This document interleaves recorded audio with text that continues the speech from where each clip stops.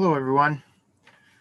Today we are going to continue on with Unit 2, which is on culture and society, and we're going to talk about norms and values. Norms and values are going to be one of the biggest topics that we talk about in this unit. And right here you can see a couple of pictures that are going to kind of help give you a hint as to what we're going to discuss today and why it's such an important topic.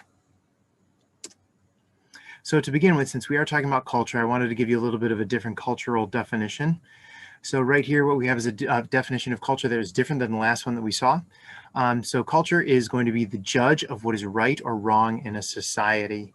Let's take that a little bit further. So one of our biggest terms that we're going to talk about today is going to be norms, or a norm would be a singular one. Norms are going to be the rules that we live by.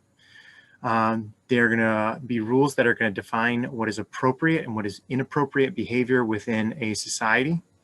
Anything can be considered appropriate and anything can be considered inappropriate in a different society. So those rules are going to change depending on the groups of people that you are with, and they can evolve over time as well with the same group of people. Norms are going to guide our behavior, and they're going to do it in kind of a subconscious way. We are so used to understanding and following norms that we do it without even ever thinking about it. There are both major and minor norms. So a minor norm would be something small like shaking hands or applauding after a performance. Major norms are going to be things like laws that are put into place against murder or other kinds of serious crimes. Now, norms is a bit of an umbrella term, which means that it's going to cover a lot of smaller terms that are going to exist underneath it. And our three big ones that we're going to take a look at are folkways, mores, and laws. These are three different terms because they're going to represent the differences in the amount of severity that they have. So the folkways and the mores are a little bit more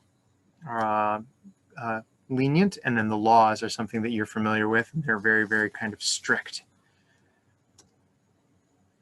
Let's talk about folkways to begin with. So folkways are going to be rules that cover customary ways of thinking, feeling, behaving, but lack moral overtones.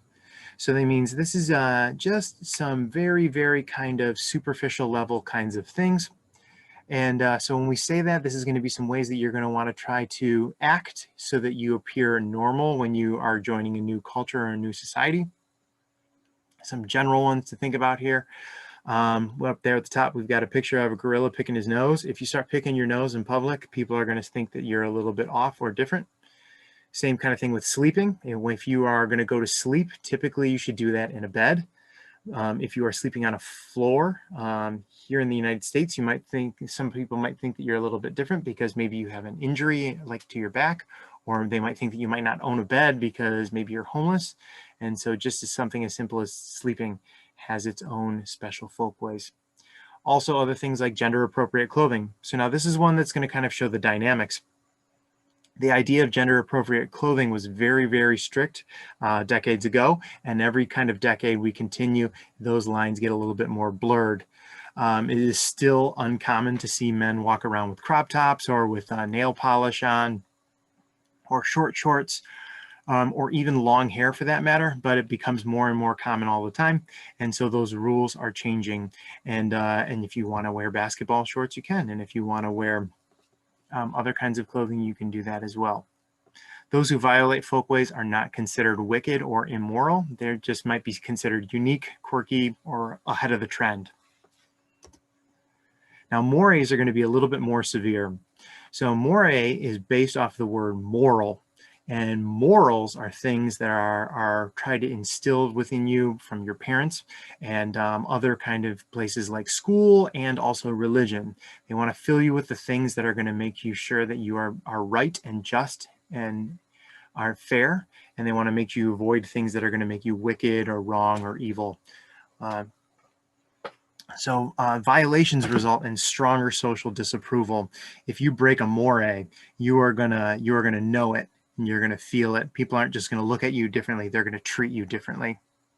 Some ideas about that. An example, I should say, able-bodied men should work, and those who don't are considered lazy. If you find men who should be out working and you notice that they're not, then people are going to act differently towards you. and they might make some comments towards you or treat you differently. So that's an important thing that you're going to want to try to follow if you'd like to avoid that kind of attention. Following mores is a social requirement. So if you want to live in a society, it's important that you follow their mores. Otherwise, there's going to be some conflict and you might have to move on. The most serious mores are known as taboos. Incest is the only taboo that exists in all societies. If you're not familiar, incest is relationships between direct blood relatives. Game of Thrones is a popular show that has had a lot of incest in it, and one of the reasons why it exists in the show is because it is so shocking. It is a taboo that exists. Other things that we have right down here at the bottom, what we have right here is a picture of a horse. And a lot of times people in the United States will see a horse and they'll see that as maybe a companion or a hobby or something like that. But other places might consider it a cut of meat. So if you take a look at that horse, you'll notice that it's kind of laid out and ready to be butchered, which you might not view as a positive thing at all. Laws. Laws are the most severe ones, and they're the ones that you're familiar with because we use the word law far more often than we use the word folkway or more. Laws are norms that are formally defined and enforced by officials. So there is a book that contains the laws, there are documents that contains the laws, there are debates, there are courts, there are police officers, and they are all in charge of upholding and enforcing the laws. Let's talk a little bit more about enforcing the laws. Norms are not automatically conformed to. So just because you think that something is a good rule to follow, and even if a lot of people think that it's a good rule to follow, that doesn't mean that everybody's going to want to follow your rule in the society, or that everybody might want to follow your rule, but just maybe not all the time. So what needs to happen is that people must learn the norms and they must be kind of forced into following them. The way that we're going to do that, the way that we teach other people norms or ensure that they follow them, is we're going to use something called sanctions. Sanctions are going to be rewards or punishments that are used to encourage conformity to the norms. Sometimes you might have heard a term called a sanctioning body. Right down here, what we have is we've got this term right here for sanctions, and you've got the kind of crest for NATO, and that is often referred to as a sanctioning body for the world. Down here, what we also have is we've got a speed camera and a speed display, and so that is going to be another kind of way that you can get your positive sanctions or your negative sanctions. If your number matches, that's a positive thing, and if your number is a little bit different, then that is going to be a negative thing. And you might get pulled over by a law enforcement officer or a sanctioning body.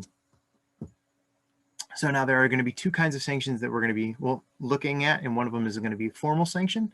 Formal sanctions are going to be sanctions that can only be applied by a judge and teachers. So teachers kind of get a little bit of an interesting spot here right now. So they can be both positive and negative.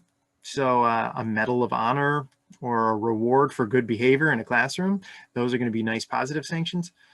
Negative sanctions might be staying after class or being placed on the sex offenders list. So those ones are going to be things that you might want to avoid. Informal sanctions. Informal sanctions are going to be things that are not going to be necessarily written down as a punishment in a book, but these are things that could happen to you and you might want to try to avoid. They can be applied by most members of a group, so you don't have to be a law enforcement officer to apply an informal sanction. They can be both positive and negative. So positive sanctions would be thanking someone or repaying them in some kind of way or paying it forward. Negative sanctions could be staring at someone for inappropriate behavior. You give them the look, the hairy eyeball maybe, or maybe you give them a little bit of a talking to or something like that.